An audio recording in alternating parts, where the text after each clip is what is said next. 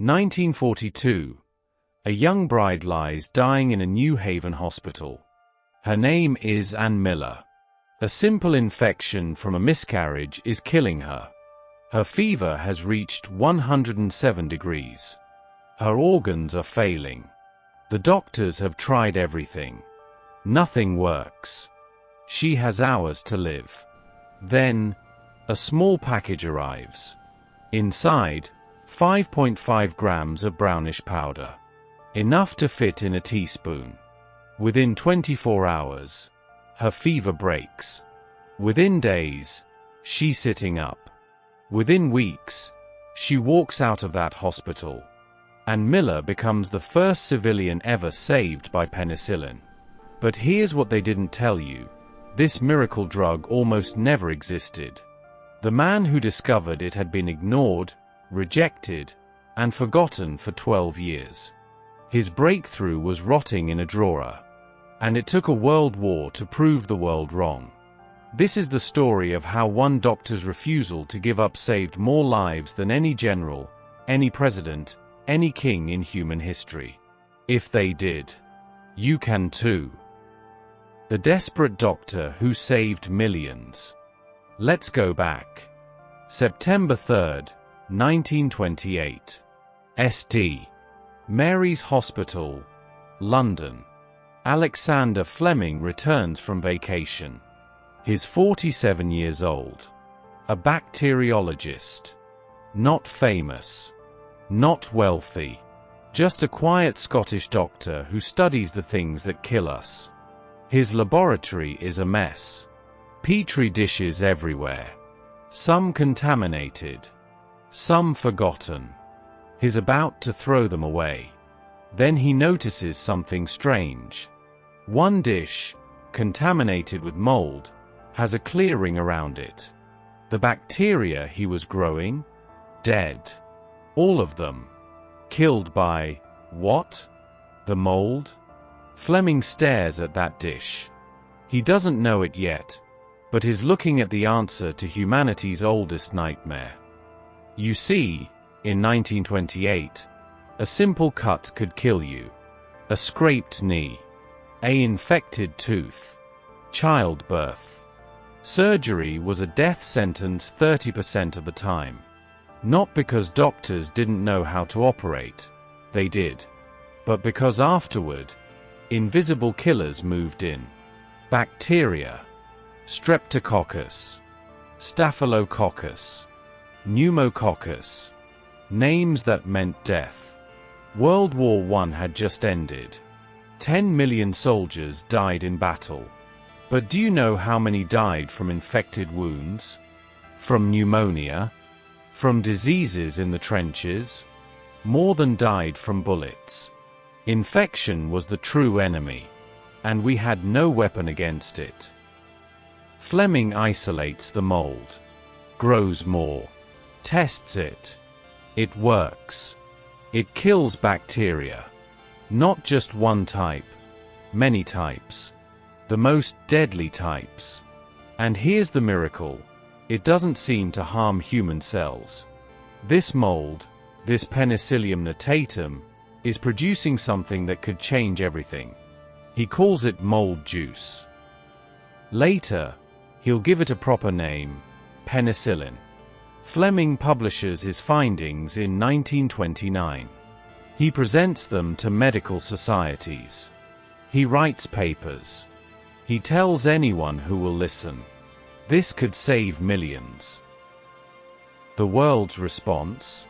Silence. Indifference. Rejection. The medical establishment isn't interested. Why? Because Fleming can't figure out how to mass produce it. He can grow the mold. Yes. But extracting enough penicillin? Purifying it? Stabilizing it? Making enough to actually treat someone? He has no idea. And without that, it's just a laboratory curiosity. A promising experiment. A footnote. Fleming tries for a few years. Then he gives up. He moves on to other research. The mold cultures go into storage. His papers gather dust. Penicillin is forgotten. For 12 years, while millions die from infections that penicillin could have cured, the answer sits in a drawer at Oxford University, waiting. This is the crisis. Not just that people were dying, but that the cure existed, and no one cared enough to fight for it. Let me make this real for you. Between 1929 and 1939, while penicillin sat forgotten, a mother in Chicago dies from strep throat. Treatment time, 10 minutes with penicillin. Cost, pennies. Instead, she leaves 3 orphans. A 19-year-old soldier training for war gets a blister from new boots. It becomes infected. Sepsis spreads. He dies screaming in agony. Penicillin would have saved him before the infection even started. A child falls off a bicycle. Scrapes her knee. By week's end, she's dead. These aren't hypotheticals. These are real deaths. Preventable deaths.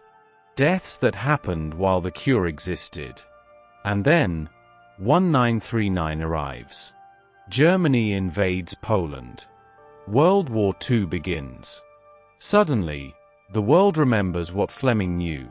Soldiers die from infected wounds more than bullets. Suddenly, everyone starts paying attention. But here's the problem. Fleming's work is 12 years old. The trail is cold. Nobody knows how to actually make this miracle drug work. Nobody. Except 2 scientists nobody's ever heard of. Before we meet them, if you're finding this story as powerful as I did when I first discovered it, hit that subscribe button. Because every Sunday, we bring you another story of how humans found solutions when everything seemed impossible. If they did, you can too. Now, let's meet the disruptors. Oxford University, 1939. 2 scientists are searching through old medical journals, looking for anything that might help wounded soldiers. Dr. Howard Florey, Australian. Intense.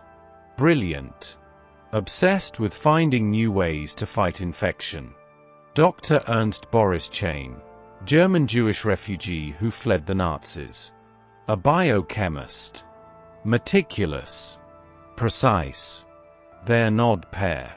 Florey is practical, focused on applications. Chain is theoretical, focused on pure science. But they share one thing: desperation. The war is coming. Soldiers will die. They need weapons. And then Chain finds it, buried in a 1929 journal. Fleming's paper on penicillin. This, Chain tells Florey, this could be it. Florey is skeptical. If it was so promising, why did everyone forget it? But they have nothing to lose. They decide to try. Here's what they don't know. They're about to spend 3 years of hell trying to do something everyone said was impossible. They're about to face failure after failure after failure. They're about to run out of money, run out of supplies, and nearly run out of hope. But they won't quit. Because every day they delay, people die. The problem Fleming couldn't solve. Penicillin is incredibly unstable. You grow the mold. You extract the penicillin. Within hours, it starts breaking down, becoming useless. To treat one person, you need thousands of liters of mold culture. Even then, you only get a tiny amount of penicillin. Not nearly enough. Florey and Chain need to figure out: how do you grow massive amounts of mold? How do you extract the penicillin efficiently? How do you purify it without destroying it? How do you keep it stable long enough to use?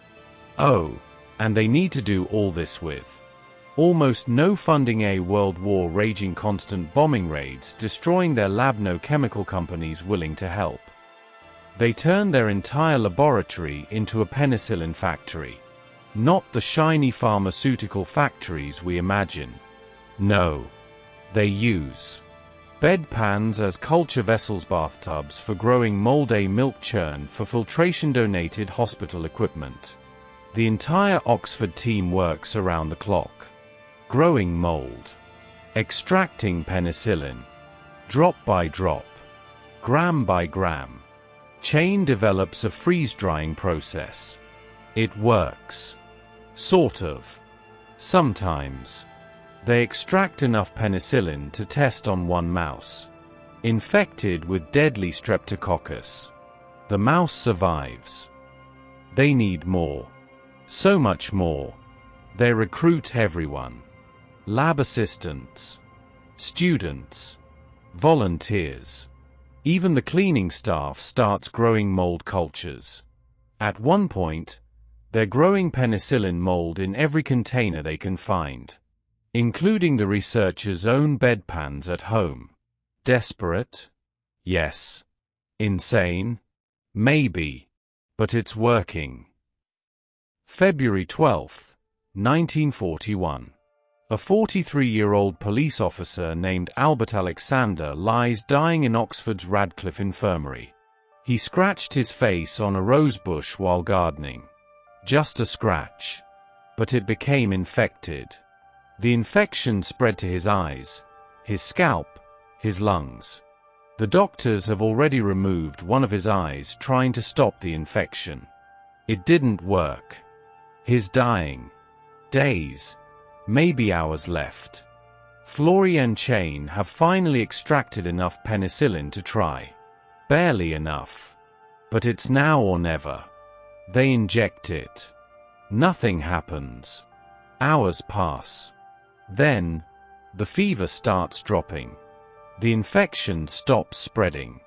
Within 24 hours, Albert Alexander is conscious. Eating. Talking. Within 5 days, he's sitting up. The wounds are healing. He's going to live. It's a miracle.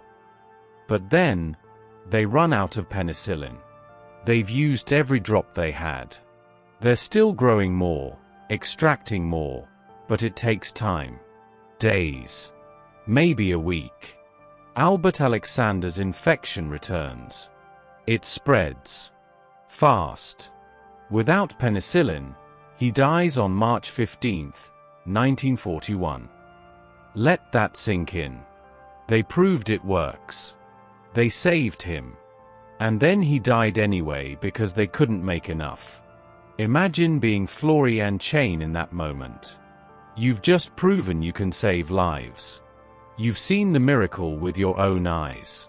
And now you have to watch someone die because the world won't help you produce more. Most people would quit. Would say, "We tried. It's impossible." Florey and Chain don't quit. They work harder. Because now they know, every day they delay, another Albert Alexander dies. And that's when everything changes. June 1941. Florey makes a decision. Britain can't manufacture penicillin at scale. The war has destroyed too much infrastructure. He needs America. He flies to the United States with Chain. They bring their research, their methods, their data. But here's the problem. American pharmaceutical companies don't care. Why would they? It's not profitable. The war isn't their problem yet. And besides, this miracle drug story sounds too good to be true. Rejection after rejection after rejection. And then, December 7th, 1941. Pearl Harbor. America enters the war. Suddenly, the Pentagon is paying attention. How many soldiers will die from infected wounds? How much does penicillin cost compared to dead soldiers? The US government doesn't ask pharmaceutical companies to help. They order them to help. By 1942, American companies are working together on something unprecedented: industrial-scale penicillin production. Here's where genius meets accident. A USDA researcher named Mary Hunt starts searching for better penicillin-producing molds. She tests soil samples from around the world. Then she tries a moldy cantaloupe from a local grocery store in Peoria, Illinois. That cantaloupe mold, Penicillium chrysogenum, produces 200 times more penicillin than Fleming's original mold. 200 times. From a grocery store cantaloupe. Meanwhile, chemical engineers solve the mass production problem. They develop deep tank fermentation. Instead of growing mold in shallow pans, they grow it in massive vats with controlled temperature, airflow, and nutrients. Suddenly, production explodes. 1942. Enough penicillin for 100 patients. 1943. Enough for 50,000 patients. 1944. Enough for 2 million patients. By D-Day, June 6, 1944, every Allied soldier has access to penicillin. The results are stunning. D-Day. Normandy Beach. June 6, 1944. Thousands of soldiers hit the beaches. Thousands are wounded. In World War I, 18% of soldiers with infected wounds died. In World War II, with penicillin, less than 1%. Let me repeat that, from 18% to less than 1%. That's not an improvement. That's a revolution. By the end of the war, penicillin has saved an estimated 100,000 Allied soldiers. Maybe more. But here's the real miracle. After the war, penicillin becomes available to everyone. That mother with strep throat? Saved. That child with a scraped knee? Saved. That woman with childbed fever? Saved. Within a decade, penicillin and its antibiotic descendants will save more lives than had died in all of human history from bacterial infections. More than all the plagues, all the wars, all the epidemics combined. 1945. Fleming, Florey, and Chain share the Nobel Prize in Medicine. But the real hero? The one who matters most?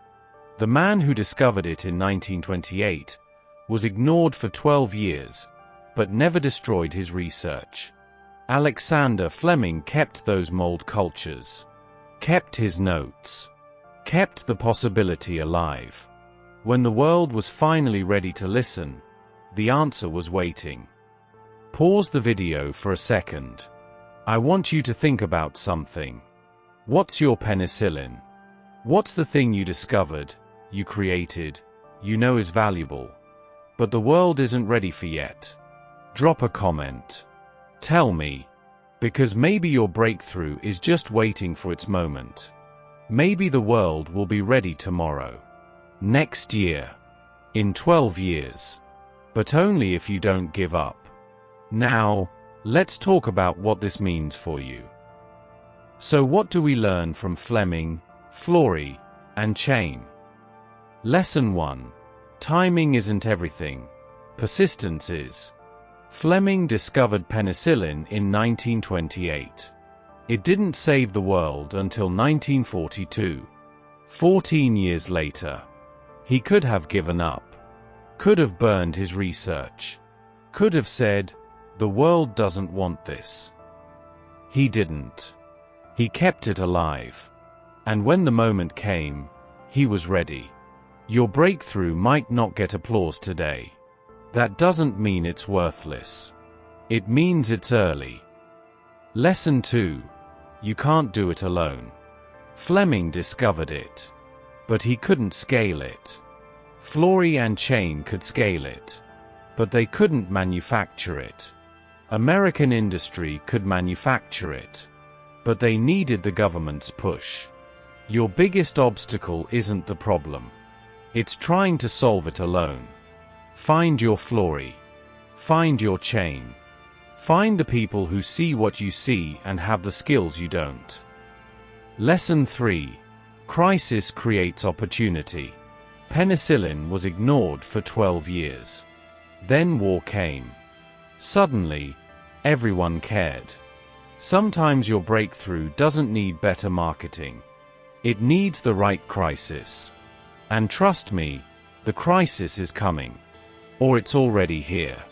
Someone, somewhere, desperately needs what you've discovered. Your job is to be ready when they realize it. Lesson 4. The unsexy work matters most. Growing mold in bedpans. Extracting penicillin drop by drop. Testing thousands of soil samples to find one better mold. That's not heroic. That's tedious. Unglamorous. Boring. But that's what saved 100 million lives. Whatever you're working on, the boring work, the repetitive work, the work nobody sees, that's your penicillin production. Do it anyway. Here's my challenge to you. Alexander Fleming was ignored for 12 years. 12 years of rejection. Of people saying, this will never work. He kept going. Florey and Chain ran out of penicillin while their patient was still dying. They watched him die knowing they could have saved him if they just had more time. They kept going. American researchers tested thousands of molds. Thousands. Most were useless. They kept going. You're facing something right now. I don't know what it is. Maybe it's a business nobody believes in. A creative project people ignore. A solution to a problem no one thinks can be solved. Here's what I know. If it matters, keep going. Because somewhere in the future, someone will need exactly what you're creating. And if you quit now, they'll die like Albert Alexander died, curable but untreated. Ann Miller, that young bride dying in 1942, lived to be 90 years old. She died in 1999. She spent 57 years of her life that she wouldn't have had without penicillin. How many people are out there right now who need your extra 57 years? Your answer to their impossible problem? Final pause. Don't let them die in a drawer. This is the History Disruptors. Every Sunday, we bring you another story of how humans faced impossible crises and found breakthrough solutions. Because history isn't just about the past. It's a blueprint for your future. Alexander Fleming discovered penicillin. The world ignored him for 12 years. He saved 100 million lives anyway. Florey and Chain couldn't make enough. They watched their first patient die. They went on to manufacture enough for 2 million soldiers. American researchers tested thousands of failed molds before finding the one that worked. They all faced rejection.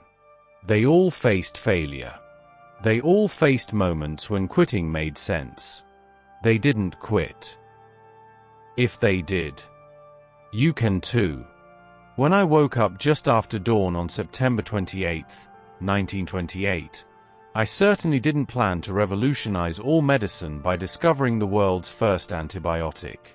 But I suppose that was exactly what I did. Alexander Fleming.